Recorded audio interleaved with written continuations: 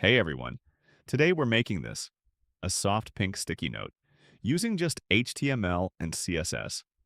Let's start with the HTML. Inside the body, we're adding a div with the class sticky note. And right away, let's add a little message inside. Something cute, like, don't forget to smile today. Now to the fun part, the CSS. First, let's give the page a light pink background. Nice and soft for the cozy vibes. Then we'll center everything using Flexbox. Justify Content Center, Align Item Center, and full viewport height. For the sticky note itself, we'll give it a fixed width and height. Let's say 250 by 250 pixels. A bit of padding around the text, and a box shadow to give it a lifted look.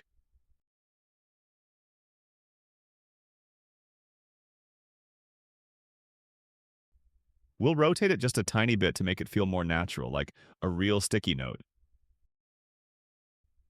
Light border, soft font, done. And there you go.